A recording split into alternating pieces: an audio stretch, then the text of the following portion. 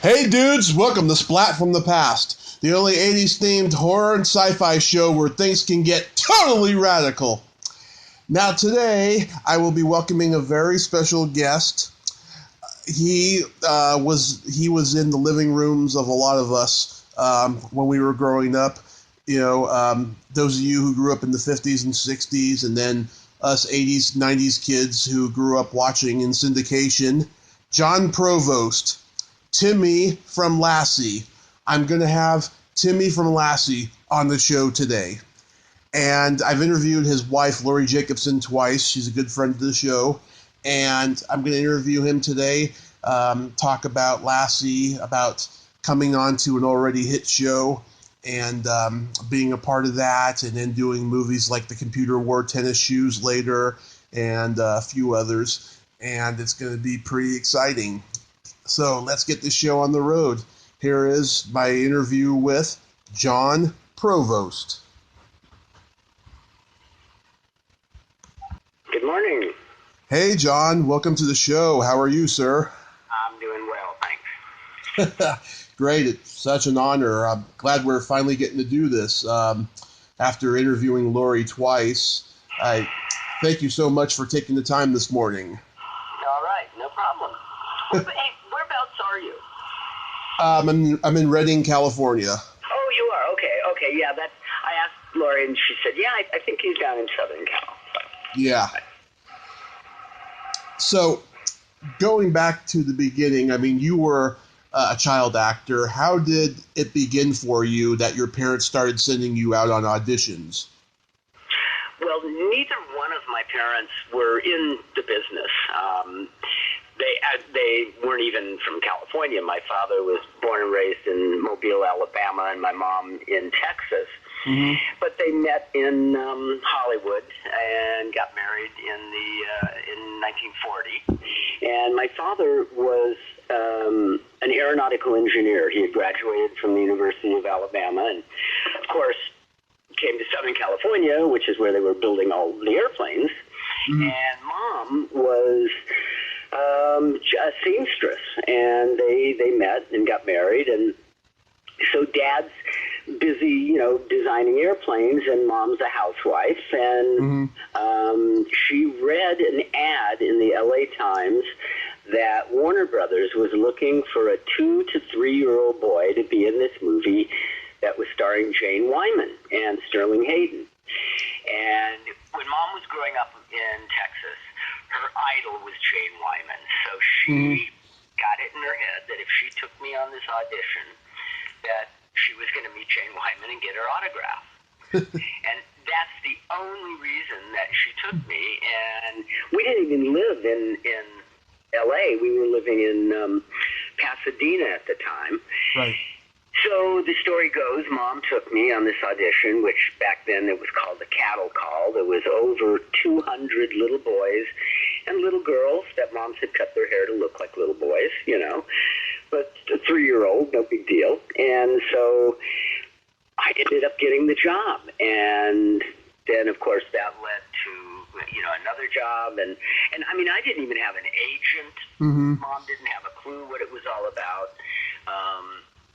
And so, I'm a big supporter of being in the right place at the right time. Yeah, me too. It was just one of those flukes. Mm-hmm. And the fact that your parents came from the South, they must have loved to hear the sound of that term cattle call. Oh, yeah, for sure. Yeah, Mom, she didn't have, but like I said, she didn't have a clue. When we were there, the way the story's been told, obviously you're 2.5, 3 years old, you don't remember, but yeah. As a matter of fact, I don't remember my first movie. The first movie was so big, Jane Wyman, Sterling Hayden. My second movie was Country Girl with Bing Crosby and Grace Kelly. Right. I was like a little over 3.5. And so those two, I don't remember. But getting back to that first audition, we'd been there all day. They would let the other kids go home. Right. And so towards the end of the day, this woman walks up to my mother and says, hello, I think your son's going to get this job. And Mom said, well, great, but I haven't met Jane Wyman, and I want to get her autograph. And the lady said, don't worry about it, Lady, just don't. the woman asked my mom, she said, but we need to know who your son's agent is. And Mom said to her, we own our own home. We don't need an agent. I mean, that's how, Mom had not a clue. And the woman said, well, no, I mean, a theatrical agent. And Mom said, well, no, we don't. And, well, how do I find one of those? And this woman stepped back and she said, well, my name is Lola Moore, and I'm the #1 child agent in Hollywood, which she was. Lola handled everybody at that time. And so Mom said, well, do we have to pay you? And she said, well, no, I just take 10% of whatever your son makes. And Mom said, I think my husband will go along with that, so fine. So my first audition, I got the job, I got an agent, and then the rest is history. Wow. And I strongly believe with television becoming so revolutionary in the 50s, that was really the beginning of, like, child actors becoming super known, because you came out at the same time as Bill Mumy and Butch Patrick and Jay North and Jerry Mathers, etc. I mean, I don't think that many child actors, some, but child actors before that were as known as they became in the 50s. Right. Well, and I had been billed by the press and stuff as like the male Shirley Temple. I mean, that's the way they were looking at it. And yeah, it was a totally different time. I mean, and then this was like 1953, my first job. So, then I didn't start. I started Lassie in '57, which really was the start of television. I mean, we had 3 networks, and instead of 250 channels to watch. So it was a whole new thing, and before Lassie, I mean, I did 10 movies, even some early live television. Yeah. Before Lassie, and so it was an incredible transition, and it was a new frontier. The studios, were used to making big screen movies. Now they're reformatting to this box that's going to be in everybody's living room. Yeah. It was a whole other deal, and we just grew up doing it, not knowing really what we were doing, and learning every day. Mm-hmm. One of your first movie credits I wanted to bring up, you were in Back from Eternity. Right. But yeah, Back from Eternity. I guess I was about, I had my 5th birthday, and boy, do I remember that movie. I mean, just the cast was incredible. I mean, people like Beulah Bondi and Jesse White and Fred Clark and Anita Ekberg. I mean, the list goes on. It was just, it was crazy. It was, when you start to get like, 5, 6, then I remember all of those movies after that. And, it was a lot of fun. And then, just before I started Lassie, in 1956, I had a contract with RKO, and it was the last movie that RKO made before they sold to Desi and Lucy. Oh. And it was Escapade in Japan, the very first American movie filmed in Japan after the war, which was pretty spectacular. And Mom and I spent 3.5 months in Japan when I was about 6.5 years old. And that was an incredible experience. I mean, I totally remember all of that, of course. And even picked up some Japanese, at the time, which I know a couple words now, I guess. But, that, just to be able to do things like that. And then came home, had basically been chosen to replace Tommy Reddick on Lassie. When we got back from Japan, met with the producers and a couple of the writers of Lassie, and they said, oh yeah, we want you have the look we want, we know you can act, we've seen your stuff, but how do you get along with big dogs? Well, I'd always been raised around animals. At the time, we had my sister had a horse, I had a pony, we had a goat, we lived out in Pomona, and so I literally went home with Red Weatherwax and Lassie to his ranch out in Saugus Newhall area, and spent a long weekend out there to see how Lassie and I bonded and got along. And so we went back to the studio a few days later, met with everybody, all the suits again, and Lassie gave me 2 paws up, and I got the job. Wow, that's crazy. Yeah, so there again, being in the right place at the right time, and people have always asked about Timmy and that character and stuff, and I think I really was that kid. That was me. I mean, yeah. And I did. I loved the dog. Always been a huge, animal lover, dog lover my entire life, before and after Lassie. But that was a big part because you couldn't fake. I mean, it's easy to fake a relationship between humans, but it's really hard to fake a relationship between an animal and a human. Oh, yeah. So those scenes were genuine. I mean, I loved Lassie. Lassie loved me. I did work with 3 dogs in 7 years. Wow. But I worked with the last dog for 5 years. And so he was the one that I really, really bonded with. And I just loved that dog, and he loved me. But we were friends.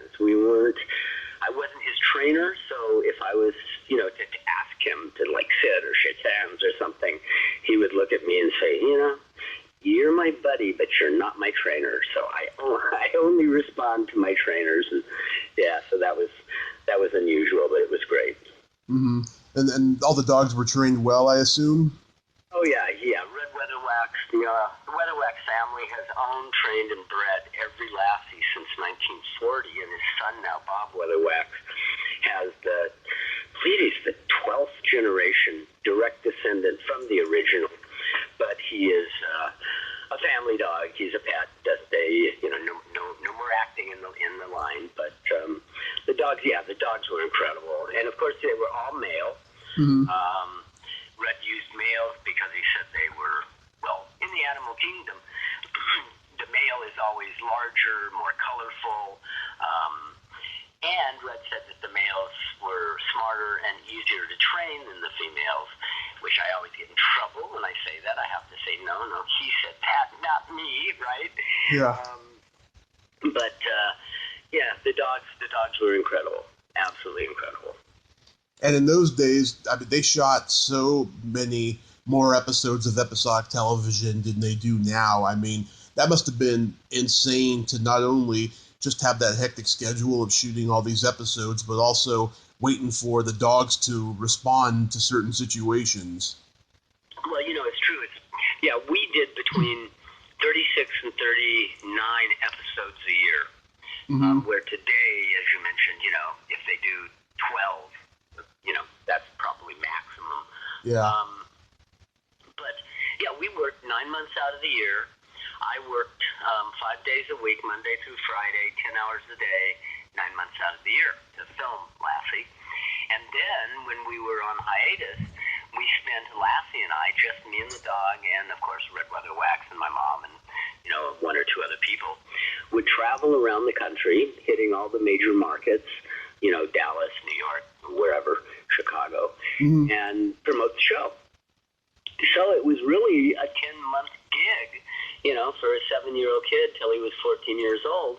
And then when we weren't promoting the show, on the weekends, so those other 2 months, I'd be doing parades, I would be doing mall openings, you name it. Mm-hmm. We were out there promoting the show constantly. So it was really a year-long job.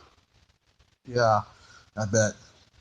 The show ran for 17 years, but your era is probably the most well-known and most probably watched in syndication. I mean, I watched on Nickelodeon during the weekday mornings when I was like 5 or 6. I don't think I ever saw episodes of the other era. Well, it's true. Well, see, Tommy did the show for only 3 years. And before I started in 57. And then we went for 7 years, which the the producers actually wanted to go for another 3 for a total of 10. But my contract was for 7 with a 3-year option. Mm-hmm. But the option was ours. And so when option time came up, And the producers, they said, hey, we want 3 more years. And my parents said, what do you want to do? And I said, look, I'm 14. I'm starting to go through puberty. I'm looking at girls more than I'm looking at dogs. And everybody thinks of me as this little kid on the farm. And I said, I don't want to be Timmy for 3 more years. Mm-hmm. My parents said, great, we don't have to sign the contract. So I wrote my pink slip on Lassie, as Tommy Reddick did. Tommy, he was hired much older. He was 10 years older than I, so he was really outgrowing the part. He wanted off that farm really badly. So that's one of the main reasons they brought me in, because Tommy wanted out. And as far as showing his reruns, they changed the name of his series to Jeff's Collie, because they figured, well, wait a minute, if we're showing reruns of Lassie with Tommy, who plays Jeff, and we've got this new show on called Lassie with Timmy, this ain't going to work. So they switched the name, or they changed the name to Jeff's Collie for reruns. So I think a lot of people, they didn't see him for that reason. But, it's true. We did 7 years. I did, what was the exact count? 249 half-hour episodes. So they had a lot more to choose from and a lot more to rerun. And as you said, it's still on. It's on in over 50 countries still in reruns. I get on my website, which is just jonprovost.com, excuse me, I get emails from, all over the world, from Australia, from Southeast Asia, from Europe, you name it, and really big in Northern Europe, like in Germany and in those countries. Lassie's really, really big. Get a lot of email from those countries. Wow, that's incredible. Yeah, I mean, the show has longevity. How was working with June and Hugh? Oh, they were great. Hugh was super. He was what you saw, 100%. Nice guy. Never heard him raise his voice. Everybody on the set was great. June was great. June had been around for quite a while, and June was a little bit of a diva. But I love June. June, as you know, turned 92 this year in June. And I spoke with her a couple of weeks ago. She's doing great. Superwoman, really, really, and what an incredible career that woman has had. So, yeah, just great people to work with. When I would go to work, it would be myself, 2 dogs, because we only had one real Lassie, and then we had a stand-in that was also Lassie's double for if Lassie had to do fighting or, run over a hill, why wear out the real dog. Yeah.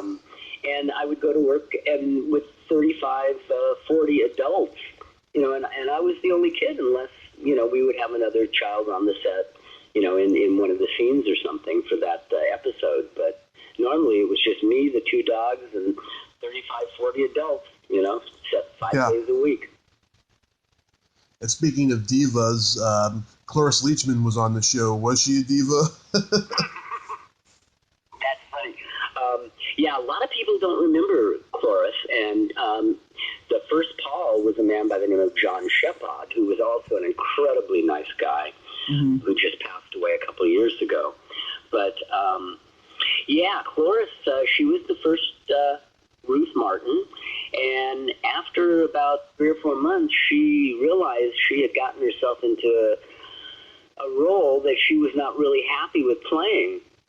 And so she wanted out of her contract, and they granted, the producers granted that because, you don't want a hostile actor on your set. Yeah. And unfortunately, they had to let John Shepard go also, which was pretty devastating to him. But, the next week, it was June Lockhart and Hugh Riley as my parents.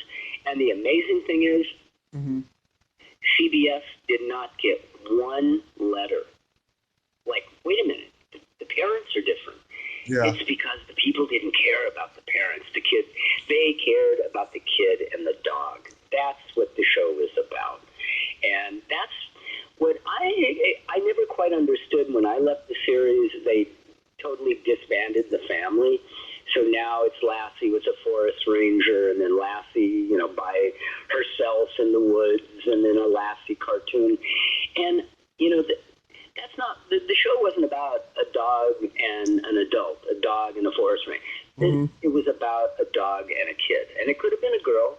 It didn't have to be a boy. Mm-hmm. So I think they made a really big mistake when they didn't have Timmy give Lassie to someone else, another kid, mm-hmm. in the town. As Tommy Reddick did to me when he left the series, he gave Lassie to me to continue that relationship. And I think that's where they made a big mistake. Mm-hmm. Yeah, you guys had a lot of great supporting actors coming on the show, like Kenneth Tote. Everybody did.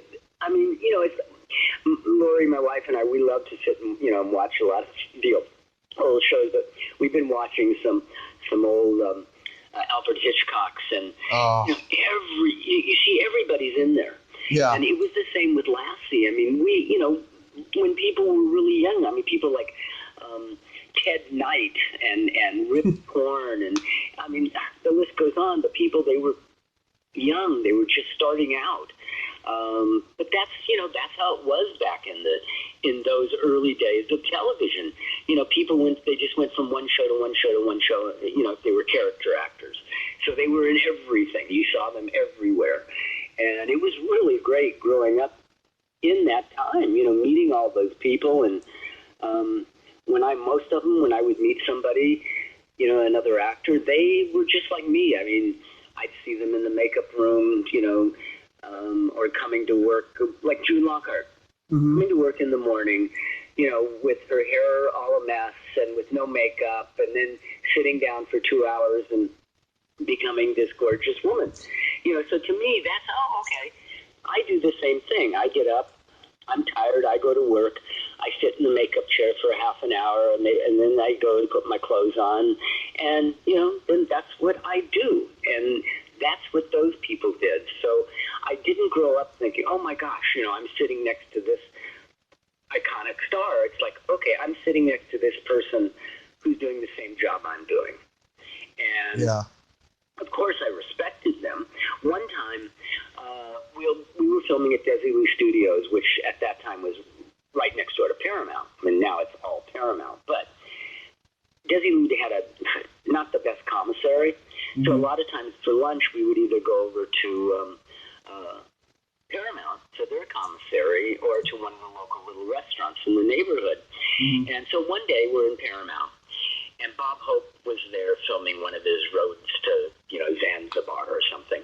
And somebody said, photo op. So they grabbed me, and I'm about 9, and they take me over to Bob Hope where he's sitting having lunch. And, he's all in makeup doing his thing. Yeah. And they put me on his lap, and they say, okay, we're going to get a picture. And Bob Hope looks at me, and he goes, I'm like 9, okay? And he goes, okay, kid, make me laugh. Whoa. And so I'm going, whoa, what can I do to make this guy laugh, Well, I had 2 false teeth. I had lost my teeth, and they had me wear a bridge, mm-hmm. For continuity. So I said, well, okay. So I took my teeth out and put them on my end of my tongue, and I stuck my tongue out. And I'm sitting on his lap, and I look at him with my teeth on my tongue, and he cracks up. I mean, he just talked, and I just said, yeah, I think you did it right. So it was, it was just an incredible learning, growing up experience. Wow. I'm surprised you didn't go into comedy after that. No, that wasn't quite my. It was easy. That's very funny that you brought that up, because I know you do some stand-up, and mm-hmm. It was always easy for me to cry, mm-hmm. but it was hard for me to laugh on cue.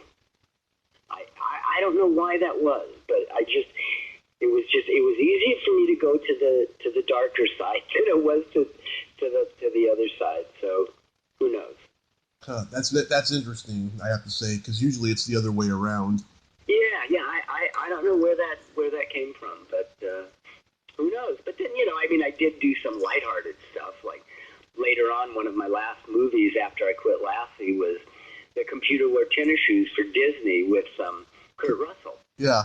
And that was 1968, and I just turned 18, and, so I did, all kinds of stuff, and like I said, when I quit Lassie, I still wanted to work. I just didn't want to be Timmy. I wanted more, and I've never been able to do the one character I wanted to do. I always wanted to be that crazy serial killer or something. That's just, that's just the total opposite of Timmy. But that job's never come up yet. But it's never too late. It's never too late. It happened for Richard Thomas after he played John Boy. That's right. That's right. I forgot. Yeah. Oh, and then, oh my gosh, I've just thought of another great one. Great comedian who we lost a couple of years ago from Northern California. Robin Williams. Yep. When he did that, what was the movie where he played? He played it in a Photoshop guy or something, where you would take your film to get developed, and those days. 1 Hour Photo. 1 Hour Photo. Okay, great movie. He went to that incredible dark side, which we found out later in life that he did have that dark side to go to. Mm-hmm. So, but yeah, there's the perfect, the crazy. I mean, what a brilliant comedian he was. But then to see how his range, that he could go from a mork to this, deranged serial kind of guy. Yeah. I mean, that's a great movie, and that was a great role. That's probably my favorite role he ever played. Yeah, well, I think also, because it was so different. It just was so out of character. But, oh, my God, when you watch that, what an incredible job. And, he had to reach to some really deep places, I think, for that. But that's what it's all about, right? Finding those places you gotta go to. Yep, it's all the craft of acting. Yeah, we were just watching Jeff Daniels the other night on Colbert, and he was, he's doing To Kill a Mockingbird on Broadway right now, and and a brilliant actor. I loved him.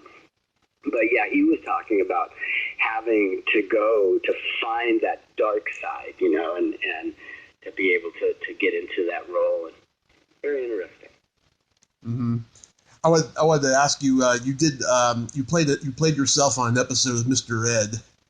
Right. Yeah. What was that like? Well, okay. Look, I worked with the smartest dog in television, so I had to work with the smartest horse, right? Mm-hmm. So yeah, I did a couple episodes of Mr. Ed, which was great. Yeah, but I have to tell you, Mr. Ed really didn't talk, and that was just all in the script. It's like with Lassie, and everybody wanted to know, well, how did we know what Lassie was saying? And I said the only way we knew what Lassie was saying was because it was in the script, Mm-hmm. We didn't have a clue what the dog was barking about, but, that was great. And also, the director that was directing almost all of Mr. Ed's at that time was Arthur Lubin, the director who directed the movie I did in Japan, Escapade in Japan. So I think there was a connection there. And Arthur wanted me to do a couple of their episodes, but yeah, it was a lot of fun. Oh God, can you imagine today? I mean, back then, they had Mr. Ed, they had Francis the Talking Mule, and if they had that today, it would not go over well with the animal rights groups. My Mother the Car, remember the talking car? I mean, so who was it? Ray Winston, I believe. Jerry Van Dyke. Yeah, there's some crazy stuff, but who knows? It's like, for years, and people always, and they still do ask, how come we don't have a show like Lassie on? And, there was a time when it probably wouldn't work, but I think there's a time when it would work. And, we did a remake of Lassie we filmed it at Universal for Fox in 89, 90, and it was great. We had a great time doing it, great cast, but unfortunately they weren't doing it the way Lassie should be done. It was, too sitcom-y. It just didn't work, and it was a brilliant producer, Al Burton, but Bob Weatherwax and I, after, half of the first season, we went to him and said, it's not quite got the flavor here of Lassie. And he said, well, then you guys come up with some stories for me, and we'll go with that.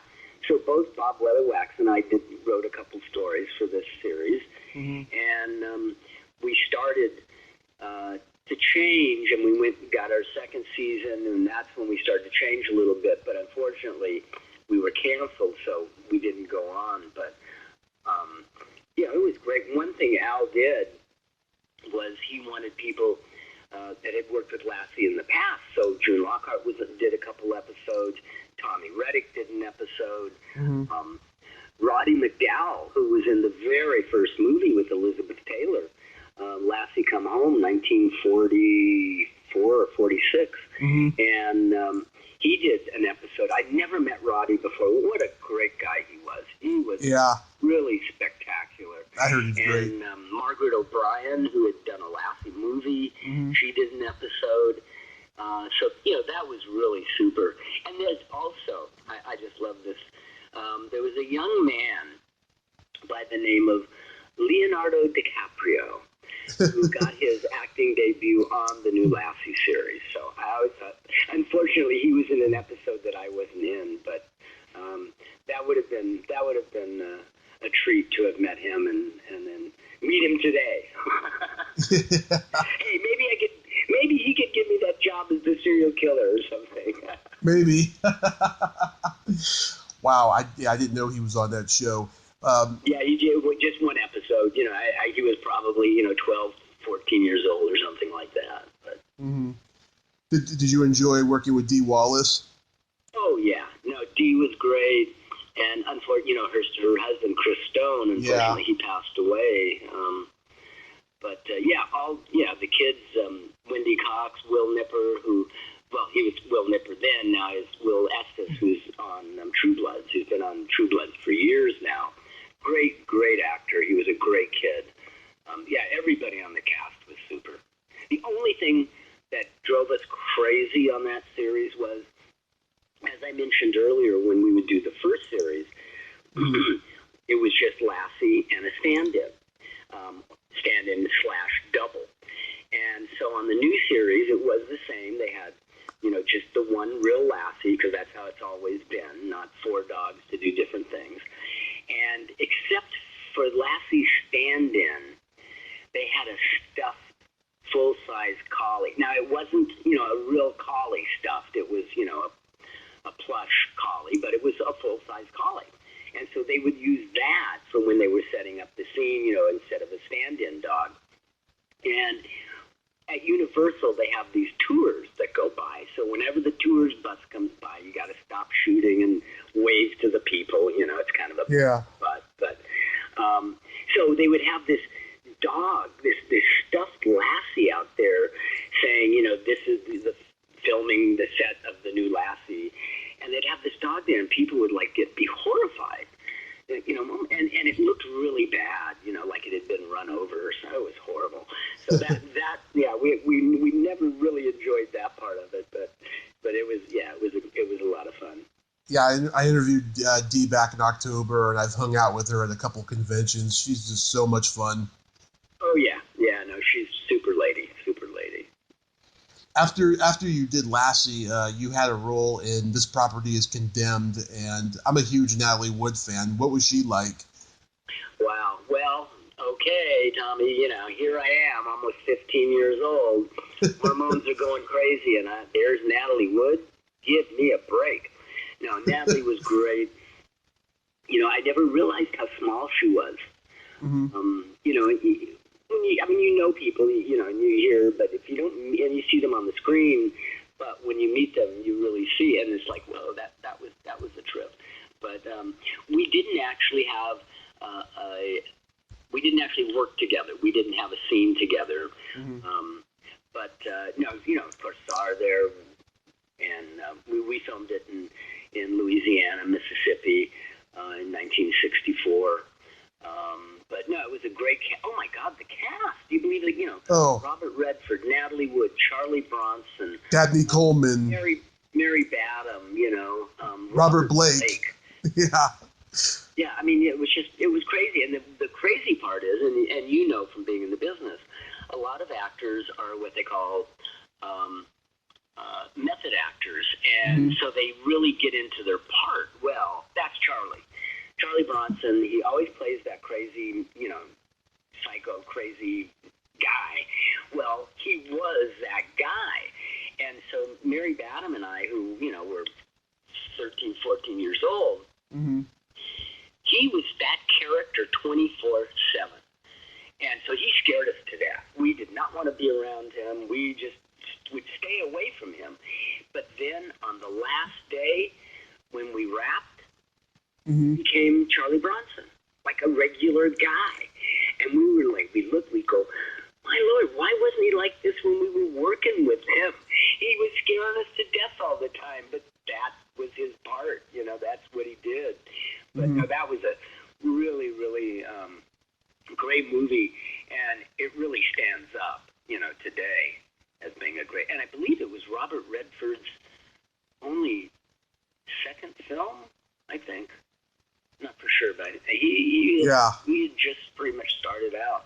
And I think Natalie had picked him for that part, too, because she had the clout. She was able to pick and choose who she wanted to work with and who she wanted to direct her. Sidney Pollack. I believe it was Sidney Pollack's directorial debut. So, it was a great movie.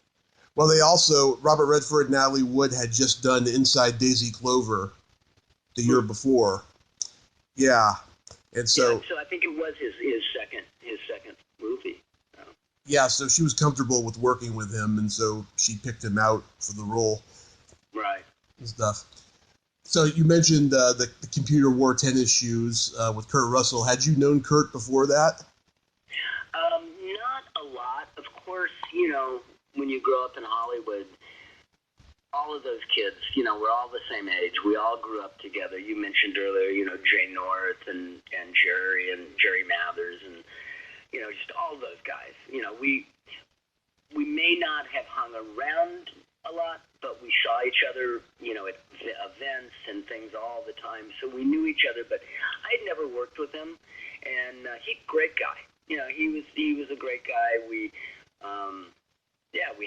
had a great time together. It was a lot of fun doing that show. Unfortunately, that was the last movie I did. I had just turned 18. I previously just filmed a movie in the Philippines with Gary Merrill and came back. And then started computer. And turned 18, had graduated from high school, and it was time to go to college. And I said, I'm 18. I've been working 15 years, and I'm going to take a break. And so that's when I left. I started going to college. I ended up moving to Northern California to go to school. And unbeknownst to me, that the computer was really the first of 3 in that series. And if I had stayed, my character Bradley would have continued for the 2 more movies, which at the time I didn't know. But, I probably would have said, well, maybe I'll put off college for a year and do this, because it was so much fun. And, being 18, it was a whole new deal. And so, I think I would have maybe put that off, going to school for 1 more year and done a couple more of those. But, I made the right decisions, I think, at the time. Mm-hmm. And how did you meet Laurie? We actually met at a Hollywood autograph show. It was, let's see, way back in 97, I believe. And, because we were married in 99. So, it was in 97, and I was at one of the Ray Court's Hollywood shows out in Burbank. And I was there. I'd been divorced a couple years, and I was sitting next to Stan Livingston, an old buddy of mine from My 3 Sons. They used to film on the Desilu lot also. And Laurie was there selling one of her and signing one of her books on Hollywood, and she came over and was talking to Stan, and I said, boy, I'd like to meet her, and that's just how it happened. So there you go again, being in the right place at the right time. And we will, this coming March, the 28th, we will have been married 20 years. Oh, that's beautiful. Yeah, you you hit the jackpot with Laurie. I mean, I've told several of your mutual friends this. She's the free-spirited Jewish aunt I always wanted growing up. This is true. This is true. Yeah, I enjoy talking to her because her stories are so dark and funny, and she laughs at my jokes. I mean, she's the gold right there. All right. And you two do conventions regularly. I was supposed to go to Creatures Con in August, but I couldn't get down there and stuff. But the next time you guys do one next year or something, I'm going to do my best to get down there. Okay, sure. Yeah, it's kind of hit and miss, but I probably do a half a dozen or more shows. Well, more than that, a year. East Coast, West Coast, Midwest. A couple years ago, I mentioned earlier that Lassie's really big in Germany and in some of the Scandinavian countries. Mm-hmm. They love their dogs, their big dogs there. And got a call from a fan in Stuttgart, Germany, that there was going to be the very first Stuttgart Comic Con. So Laurie contacted the promoters, and they said, "Oh, yes, we'd love to have Jon." And they had a few other people from the States over. And we went, a 3-day event. They had 40,000 people. It was outrageous, and especially for their very first Comic-Con over there. So the people loved it. We loved it, and hopefully we're going to be going back again. But, like I said, yeah, Lassie's really big. It keeps going. I guess that's what happens, when you do something that has some quality to it. Mm-hmm. The writing and the stories. I mean, that was, every show. Look, Timmy wasn't the smartest kid on the block, but if he made a mistake, he learned from it. He didn't talk back to his parents, and there was always a moral or something that you learned. And so I think that's why the show is, 55 years later, people are still watching a black and white. And, there's not a lot of shows on today, TV series that people are going to be watching in 50 years. It's unfortunate, but, that's just the reality of it. Yeah, I mean, there are a lot of shows from that era were like that, like Father Knows Best and Leave It to Beaver and stuff like that. I mean, there was a few in the 80s and 90s, but then since then, it seems like kids are talking back to their parents on TV. Mm-hmm. It's just a whole different world. Yeah, completely. Well, Jon, this was such an honor, and I hope you and Laurie have happy holidays. Tell her I said hi. I certainly will. And if people, are interested in possibly meeting me at some point or something, they can always just go to my website, jonprovost.com. Mm-hmm. There's a lot of information there, where I'll be, what I'm doing.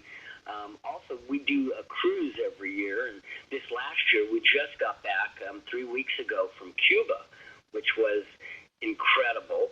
And we have, a group of people that come, and, big Lassie fans or Hollywood fans, and we have a good time. And so we've got one coming up again next year, and people can go to my website and find out about that if they're interested.